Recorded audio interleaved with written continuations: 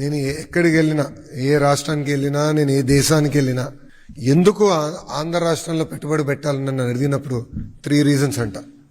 మొదటిది లీడర్షిప్, అనుభవం, సమర్థవంతమైన నాయకత్వం ఉన్న ఏకైక రాష్ట్రం ఆంధ్ర రాష్ట్రం. ఇంత అనుభవం ఉన్న ముఖ్యమంత్రి ఎవరు లేరు భారతదేశంలో.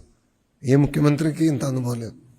ఒక ఐటీ రంగం తీసుకోండి, అగ్రికల్చర్, హార్టికల్చర్ తీసుకోండి, ఆక్వా తీసుకోండి, మైనింగ్ తీసుకోండి, పవర్ తీసుకోండి, ఎంఎస్ఎంఈలో తీసుకోండి. ఆయనకు ఉన్న డెప్త్ విత్ ఏ ముఖ్యమంత్రికి లేదు. రెండోది ప్రూవెన్ ట్రాక్ రికార్డ్ ఉంది. మీరు గమనించండి, 1995లో ఆయన ముఖ్యమంత్రి అయిన దగ్గర నుంచి ఆయన ట్రాక్ రికార్డ్ చూడండి.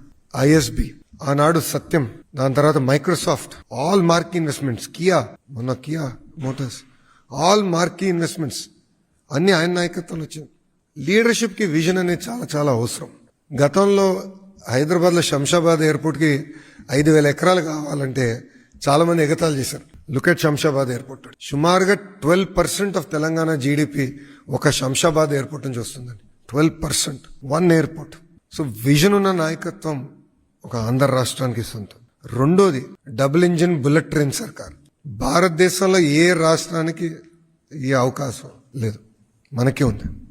ఎందుకంటే ప్రధానమంత్రి గారు ఒకపై, గౌరవ ముఖ్యమంత్రి గారు అంటే విజన్ ఉన్న లీడర్షిప్, క్లారిటీ ఉన్న లీడర్షిప్. గౌరవ ముఖ్యమంత్రి గారు ఏమని చెప్తే అర్థమవుతుంది ప్రధానమంత్రి గారు ఏమని చెప్తే గౌరవ ముఖ్యమంత్రి గారికి అర్థమవుతుంది. అంటే సేమ్ వేవ్ లెంత్. ఇది ఎందుకు చెప్తున్నా అంటే గూగుల్ వచ్చిందంటే ఈరోజు ఆంధ్ర రాష్ట్రానికి గౌరవ ముఖ్యమంత్రి గారు అనేకసార్లు నిర్మలా సీతారామన్ గారిని, అశ్విని వైష్ణవ్ గారిని, మోడీ గారిని కలిసి దీనివల్ల ఎంత ఇంపాక్ట్ వస్తుందో ఎక్స్ప్లెయిన్ చేశారు కనుక మనం తీసుకురాగలం.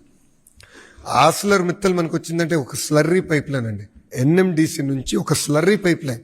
మనం గన్నులు ఇవ్వట్లేదు, ఏమి ఇవ్వట్లేదు, స్లర్రీ పైప్ లైన్ పర్మిషన్ కి 2 సార్లు ప్రధానమంత్రి గారిని కలిశారు చంద్రబాబు నాయుడు గారు. ఎందుకంటే India's largest steel plant Andhra రాష్ట్రం రా. So second reason double engine bullet train సర్కార్.